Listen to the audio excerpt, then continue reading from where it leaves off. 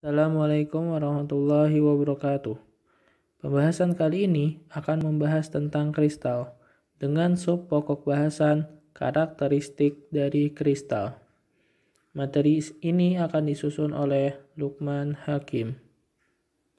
Kristal memiliki berbagai karakteristik yang menjadikan dirinya itu unik. Beberapa karakteristik tersebut digambarkan dalam bentuk energi kisi, massa jenis, dan bidang difraksi.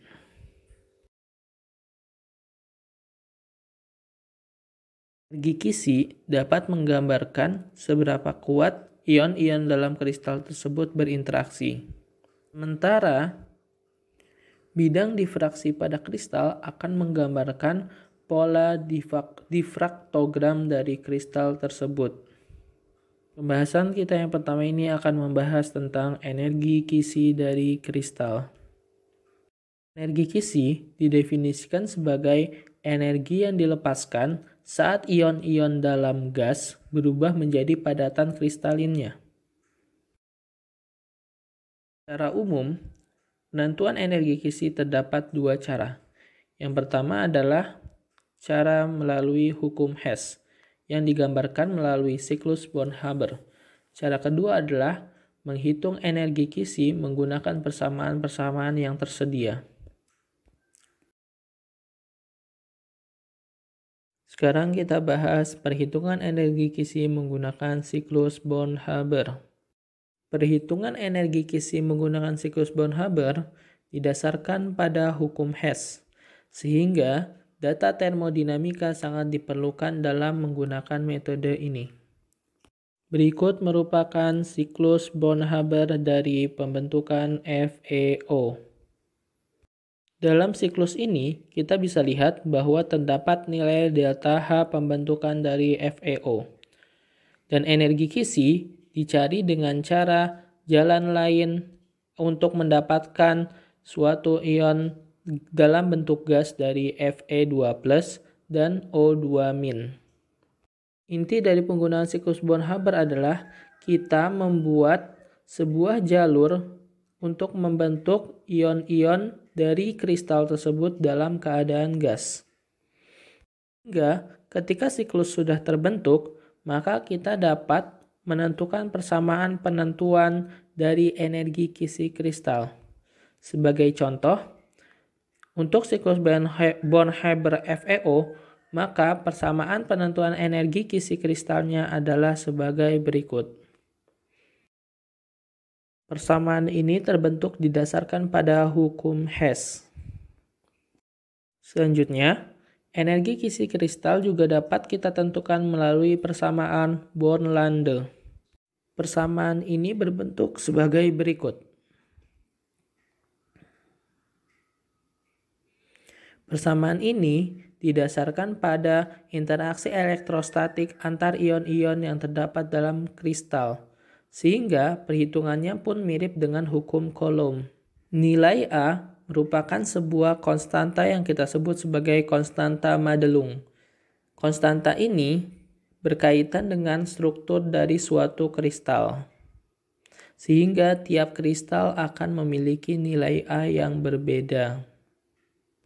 Sementara nilai N merupakan sebuah bilangan bulat yang ditentukan dari konfigurasi elektron dari suatu anion atau kation, yang nilainya dapat diketahui dari tabel sebagai berikut.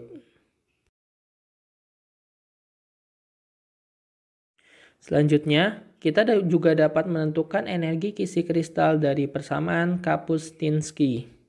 Persamaan ini digunakan untuk kristal-kristal imajiner. Dengan kata lain, kita tidak mengetahui struktur kristal tersebut. Persamaan ini diperlukan jika kita ingin membentuk suatu kristalin baru. Kita dapat mengetahui nilai energi kisinya melalui peramalan menggunakan persamaan Kapuscinski. Penentuan massa jenis kristal. Untuk menentukan massa jenis kristal, kita dapat menggunakan persamaan sebagai berikut. Sebelum membahas mengenai bidang difraksi pada kristal, kita harus mengetahui tentang indeks HKL, atau biasanya lebih kenal dengan indeks Miller. Ada dua buah terminologi, yakni panjang dari kisi kristal yang biasanya dinotasikan sebagai nilai A, B, atau C.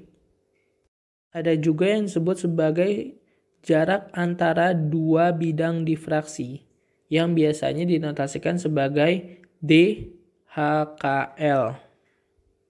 Jika kisi kristal merupakan sebuah kubik, maka nilai A akan sama dengan B, akan sama dengan C. Dalam penentuan indeks Miller, nilai H, K, dan L akan merepresentasikan posisi bidang terhadap sisi A, B, dan C pada kristal. Nilai H sama dengan 0 menandakan bahwa bidang tersebut sejajar dengan sisi A pada kristal. Begitu juga jika nilai K sama dengan 0, maka bidang tersebut merupakan bidang yang sejajar dengan sisi B pada kristal. Juga dengan nilai L sama dengan 0, menandakan bahwa bidang tersebut sejajar dengan sisi C pada kristal. Jika suatu nilai H atau K atau L sama dengan N, maka menandakan bahwa bidang tersebut berpotongan pada titik 1/N.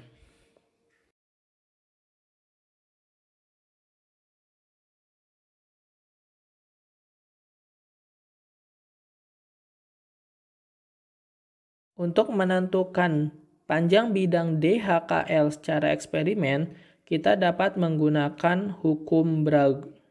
Setelah kita mendapatkan nilai DHKL, kita dapat mengkonversi menjadi nilai panjang kisi kristal dengan persamaan sebagai berikut.